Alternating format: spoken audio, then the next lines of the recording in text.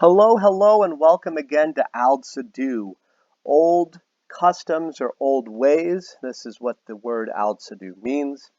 Today, while I'm not going to allow comments on this video, I'm going to discuss the Universalist Folkish debate.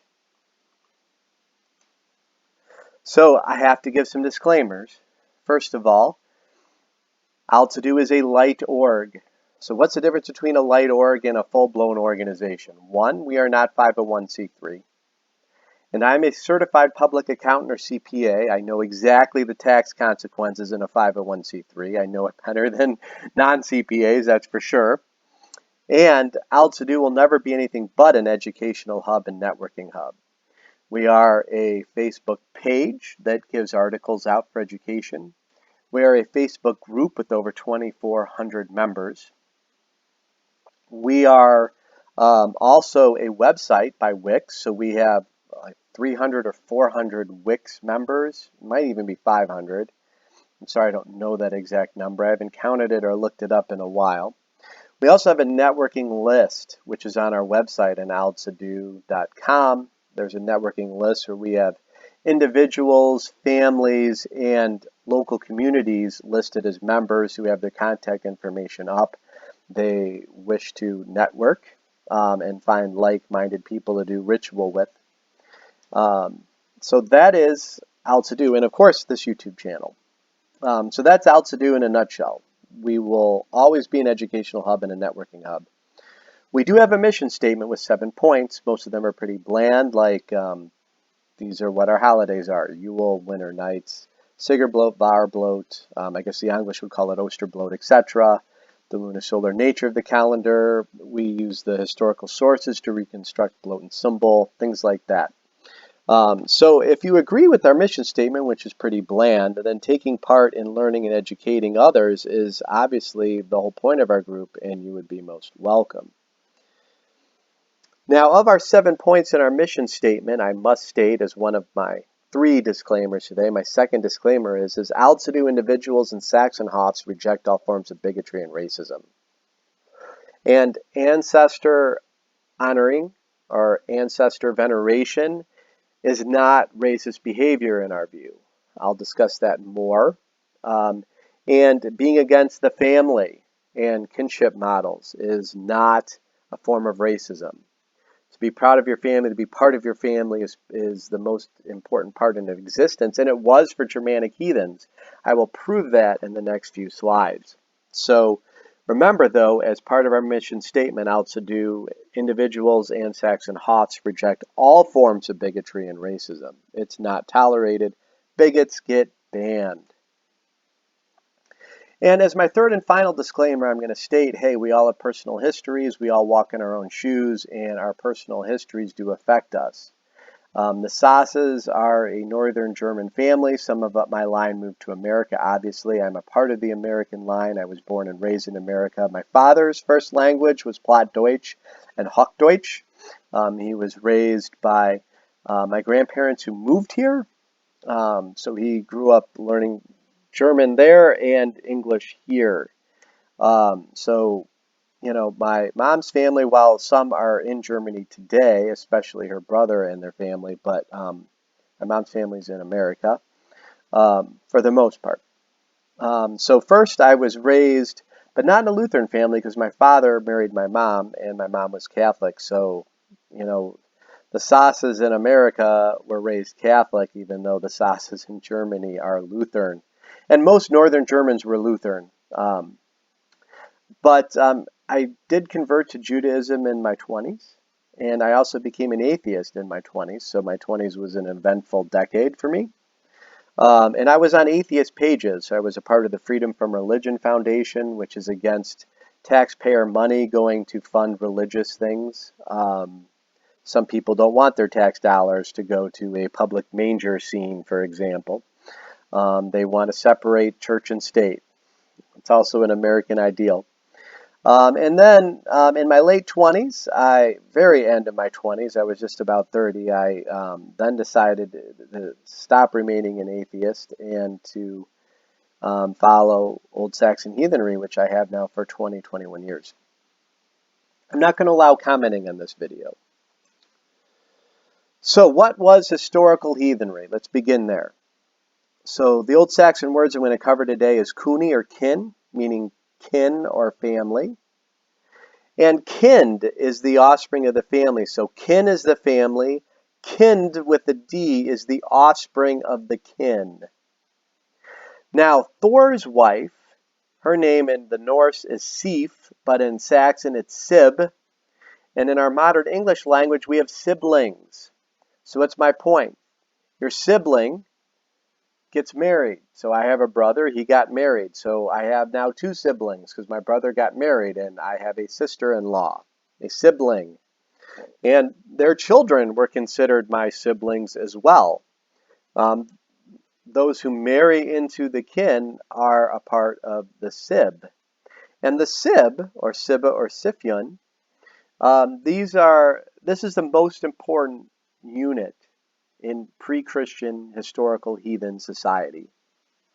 And since, we are for reconstructing the Old Saxon religion, but also all the Germanic tribal faiths, I will quote the Old Saxon scholar, Dr. Prissa Augustine of Berkeley, who states in her book, The Semiotics of Fate, Death, and the Soul in Germanic Culture, The Christianization of Old Saxon. On page 27, this is a very important quote. Read it, understand it, because this is the basis of historical pre-Christian heathenry. The human being exists and acts only as a member of the Sib, not as an independent individual. The importance of the Sib is reflected in manifold acts of vengeance in the old sagas and epics, where it is not the specific individual that is sought out for revenge, but any member of that Sib. The individual gains identity by belonging to the Sib. Everything on the outside is considered hostile. Not only is membership in the Sib fundamental, it's the fundamental requirement for legitimate existence in Old Saxon society and all Germanic society, which includes Scandinavia. And to be excluded from it is equivalent to death. The significance of the Sib as a source of protection, peace, and rightful existence transcends the visible world, and by a unifying principle, the Sib includes the dead and the unborn. So, our great-grandparents, our grandparents, our parents, when they die, they are still a part of our Sib. And my heathen son has been dating a lovely woman for 5.5 years. They've been talking about marriage for a long time. They have been attending our family rituals and our community rituals. They will have heathen children someday, and their unborn children are a part of the Sib. So I can't say it enough that in historical heathenry, the Sib is the foundation.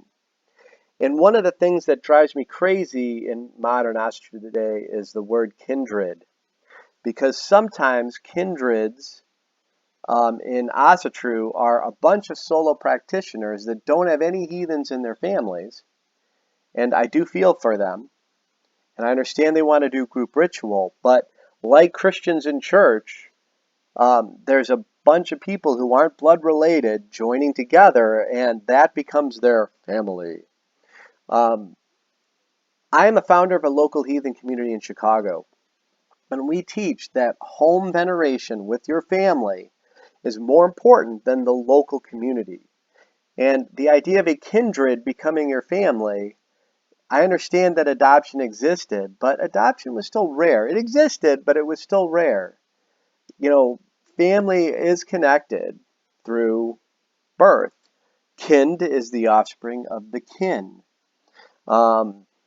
That's just the way it is. And again, I understand adoption. I understand it very well, and I accept it, and I believe in it. But in the end, a kindred doesn't become your family. You're not blood related to people in the kindred. So my family, we do, on the 3 nights of Yule, we do family veneration.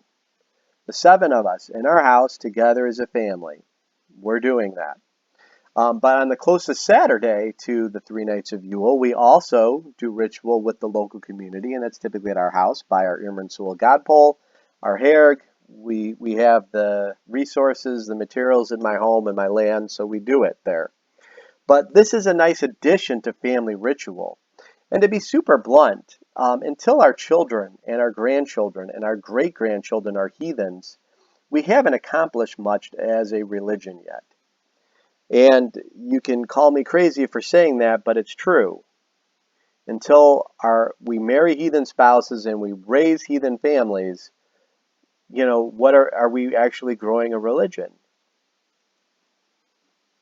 So, let me now go through the Universalist view and the Folkish view. So, we have the historical pre-Christian heathen view, which I mentioned on the last slide. And now we have the Universalist view, which is a modern view.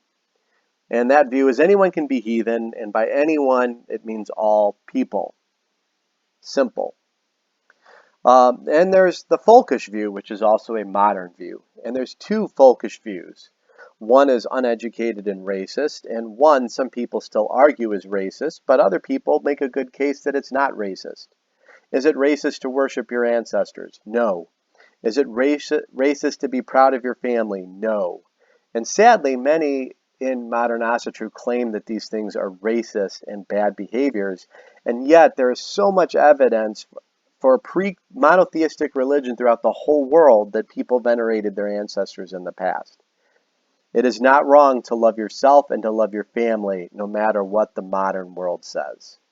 End of discussion. And Aldsidu is not about telling people not to place importance on the family, because we do. And we're not saying not to honor your ancestors. Even our atheist world, they'll go visit their ancestral graves and put flowers there. If your grandma dies, you might visit the grave and put flowers there. That is a form of honoring our dead. It is important to remember that they are still a part of our SIB. So the Universalist view is anyone can be heathen, and that means all people. And the Folkish view, also a modern view, and we have two Folkish views. The European view is that Aldsidu is an ethnic religion, and it can only be practiced by those with European heritage. Now this is wrong historically, and it's ignorant, because only the Germanic peoples venerated the Aesir historically. People get mad at me when I say this, but it is true. Roman paganism, Greek paganism, Basque paganism, Celtic paganism, Slavic paganism, they have different gods, a different pantheon, they have different holy days. All of them really had lunisolar calendars though, but they spoke different languages. The Celtic peoples and the Germanic peoples are not the same. Their gods are not the same. Their holy days are not the same. Europe is multicultural today and multilingual today, and it's been multicultural and multilingual since before the heathen period. So that's just the way it is. So again, the first view, the European view, Aldsidu is an ethnic religion that should only be practiced by those with a European heritage, and it's wrong because only the Germanic peoples venerated the Aesir, and this view is considered by most to be racist and uneducated. There's also the second Folkish view, also modern, but the Germanic and Scandinavian Folkish view that Aldsidu is an ethnic religion that should only be practiced by those with a Northern European heritage. Now, I realized when I put this video together, I should have added an extra slide, because my next slide says problems with the Folkish view. I should have made a slide that says problems with the Universalist view. We see some sagas where the Scandinavians were allowing Christ to come into their symbols. And before they knew it, Christ had taken over, and the Aesir were gone, and the church, Christ, and the saints were there. Once you start compromising the old ways are going to disappear. There's a lot of people today that say heathens borrowed so much from other religions, but the evidence is clearly against that. For example, in Uppsala and Lera, all the Swedes were attempted to go to Uppsala, and if they didn't, they were supposed to buy their way out. Why? They had to pay the shield. They didn't want to see change. Christianity was a change. Once you start changing, the old ways are no longer old ways. So to call the religion old ways, foreign said, Aldsidu, or whatever, means you're keeping old ways. Once change happened, you compromise. And that is a problem with the Universalist view, because when I was in the atheist forums, what was their big complaint against modern pagans? That they were uneducated people. They had absolutely no clue what they were doing. Not only did they have no idea that Walpurga was a saint that killed and persecuted heathens, and that they named a holy day after her, but they took basically all sorts of paganism from India, from Japan, from China, from Africa, from all over the world, and they smashed it into one religion called paganism. When historically, paganism or heathenry, however you want to call it, it was localized. The Germanic peoples were one group of pagans. Celtic, another group of pagans. So, one weakness of the Universalist view is when you bring in everyone, they also bring in their past and they bring in foreign practices. And then suddenly you're not doing Germanic ways, but you're doing many non-Germanic ways as well. And the old ways of the ancestors are no longer the old ways of the ancestors. They're gone. So what are the problems with the folkish views? Well, and I understand many will argue that not all folkish people are racist, and they will point to Native American groups only allowing Native Americans and Judaism only allowing Jews or converts of Judaism into Judaism. So racism is a huge problem, and bigotry is a huge problem. It needs to be booted out, and let's not even talk about it anymore. Let's move on. So I'm going to talk about it in this video, and then we're going to move on.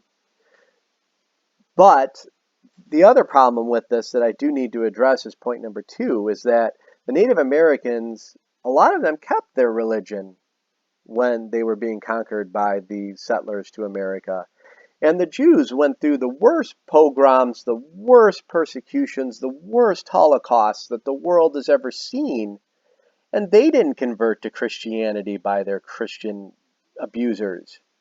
They remained Jews and stayed strong in their religion despite the horrors that they went through.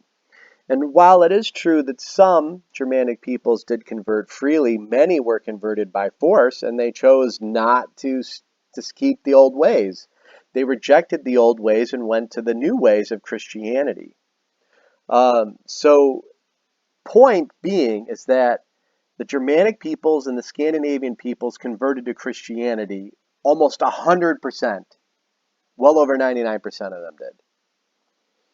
Heathenry did not survive as a religion, nor did it survive as an ethnic religion like Judaism did. I've converted to Judaism. It's a process. You have to convert to Judaism on the Jewish terms. So I first started with Chabad, and that was really strict. I mean, to have a kosher kitchen requires 2 refrigerators and 2 freezers for milk and meat. And the dishes, 2 sets of dishes for milk and meat. It's very expensive and very difficult, but I had to convert by Chabad rules, and obviously I didn't last because I ended up converting with the conservatives, which was easier. But but point being is the Jewish people kept their religion and the heathen peoples did not. Christianity absolutely took over, and the people that say that heathenry continued to exist are wrong. Heathenry was crushed by Christianity, and to argue that it isn't historically accurate. And it doesn't bring me joy to say that. But to state, because heathenry did not survive, and it's being reconstructed, that's another problem with the folkish view. Because since our ancestors didn't keep it, and there is no Saxon ethnic identity today in England or in northern Germany, is there an Alemanni identity today? Sure, there's Swedish identity today, but the Swedes go to church. Germany's 60% Christian today. America's 73% Christian today, according to any almanac you look at. The Scandinavians, they don't go to church so much anymore. And even in America, we don't either. Only 22% of Americans go to church now, semi-weekly. The world is turning atheist. The old ways are disappearing because religion is disappearing. If you want new ways, most of them are finding it by leaving religion altogether. And if you don't want common beliefs and common holy days and common practices, religion isn't a place for you. Because every religion is common practices, common beliefs, common holy days, those sorts of things. So, I've had people also tell me, and I've kind of hinted on this already. Here's a comment made by someone on my YouTube channel. Huh? Ethnic animism is intrinsically interwoven with ancestor worship and a focus on kinship, in-group preference, Modernity will always depict this as racism. Shame that you appear to believe something similar. Listen, I hear that comment. I am a firm believer in ancestral honoring, ancestor veneration. The historical heathens absolutely did, and I'll get into that more shortly. I do not think honoring your ancestors is racist, and if the modern world says that, then I disagree with it. Family is the sib is the cornerstone of historical pre-Christian heathenry. End of discussion. Now, let's discuss what the historical sources state. Twisto is the father of Manus, making him the grandfather of all the Germanic peoples. Tacitus, Germania, chapter 2. Now, Tacitus is a Roman, but he wasn't a Christian. He was a Roman pagan. And Tacitus writes, he says, in traditional songs which form their only record of the past, the Germans celebrate an earthborn god called Twisto. Twisto has a son named Manus, who's the fountainhead of their race, and himself to have begotten 3 sons who gave their names to 3 groups of people: Ingavones nearest the sea, Hermanones in the interior, and Istavones, who comprise all the rest. Some authorities with the freedom of conjecture promoted by antiquity assert that Twisto had more numerous descendants and mention tribal groups such as Marsi, Gombrivi, Swabi, and Bandali. So, before I read this, let's go down here.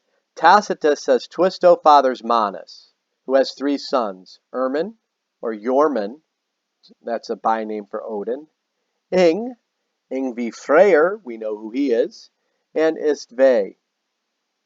So Twisto has a son who has 3 sons. What does Snorri in the Codex Regius say? That Buri fathers Bor, who has 3 sons: Odin, Vili, and Ve. So you have 1 fathers 1, who fathers 3, 1 fathers 1, who fathers 3. So whether you're talking Tacitus in the 2nd century, or you're talking the Icelandic literature that survived, we still have 1 who fathers another, who fathers 3. Okay? And according to this quote, in the Germanic mindset, Twisto fathers Manus. And Manus, obviously the word mankind, and man, human, comes from this. Man, human. Human comes from this. So, historically, heathens understood all children, or all people of the world, to be children of Manus. But not all of them descended from Ermin, or Odin, or Ing, Freyr, and Istve. For example, the Yinglings in Sweden, the house of Ing, the Ynglinga saga. The Swedes traced their descent, the kings of Sweden traced their descent through Ingvi Freyr. Hence Yngling, Ing, same thing, Yngvi Freyr. So we have genealogies that survive. Genealogies are very important to heathen peoples historically. So the Germanic peoples felt, some of us are descended from Ermin, some of us are descended, Ermin is Odin, some of us are descended from Ing Freyr. And then, Manus has other children that aren't mentioned here, these are the other tribal peoples on the planet. This is a Germanic view. We're all descendants from Man. But not everyone's a descendant of Odin or Ingvi Freyr. So the Germanic tribes believe this, and we see it in the historical sources. So I also agree that ancestry does matter. A lot of people who are universalists, they get mad with ancestral veneration, which I don't understand, because pretty much every pre-monotheistic culture worshiped their ancestors. And remember, modern heathenry is a reconstructed religion. I mean, if our ancestors kept the faith through Christian persecution till today, I would understand people arguing folkism a bit more. But our ancestors didn't. We're reconstructing the religion today. And, if you're born in a Jewish household, odds are very high you're going to be bar or bat mitzvahed. If you're born Catholic, odds are very high you're going to be raised Catholic. I mean, that's how the world works. If you're born into a Shinto family, you're going to, be under Shinto. Most people historically, especially centuries ago, they, What was their religion? It was what they were born and raised in, and that was their world view. So, since heathenry was crushed and our ancestors gave it up, to make the case that a reconstructed religion must have conversions of people who are not Germanic would, in a sense, be odd. Now, I do agree that historically the tribes or peoples who venerated the Aesir were Germanic tribes and only Germanic tribes. And I do believe ancestry is very important. And I also believe racism is terrible and all forms of bigotry is terrible. So I disagree with both sides of the Universalist and the Folkish debate. I think family and the Sib is the cornerstone of heathenry. And that's why heathenry has so few heathen families today, because the emphasis is on the individual, like the personal relationship with Jesus. And the kindred model kind of encourages this, because kindreds are usually people who aren't blood related together. Whereas it should be a clan and a tribe is groups of families that are related and intermarried, um, that share the same worldview, culture, and culture is defined by religion very strongly. Language, culture, uh, and religion are hand in hand, very hand in hand. So I've kind of talked about this as well. Um, we have baptismal vows, and baptism was a conversion rite. Heathens had to convert to Christianity. I don't believe heathens historically had conversions. they just they didn't. Um, but by the mere fact that they had to convert, Christianity believed in rites. They believed in conversions. Heathenry believed in the clan, the family, the sib, and I can't say that strong enough. And historically, people did not convert to foreign religions. They typically kept the religion of their family, their birth, their heritage, and their upbringing. And nowadays, we just live in a world where people can choose anything. They might be born into a Christian household, but like me, I converted to Judaism, and then I converted to atheism, and now I'm heathen. I have a pagan aunt, and I have a heathen spouse and heathen children, but outside of that, I don't have any other people in my family that are heathen. So again, this conversion, modern ideal, just like Universalist and Folkish, it takes emphasis away from the family, and the sib. So I'm not going to allow commenting in this video. You can be mad at all you want, but I don't want to have stupid comments about this, because this is a very heated topic. But I just felt like, we need to explain what was the historical heathen worldview, and it was the sib, the family. And again, until heathens marry heathen spouses, raise heathen children, have heathen grandchildren, and have heathen great-grandchildren, until we're doing that, what are we accomplishing? So visit us on www.aldsidu.com and visit our blog, aldsidu.com/blog. Please like and subscribe. Thank you so much.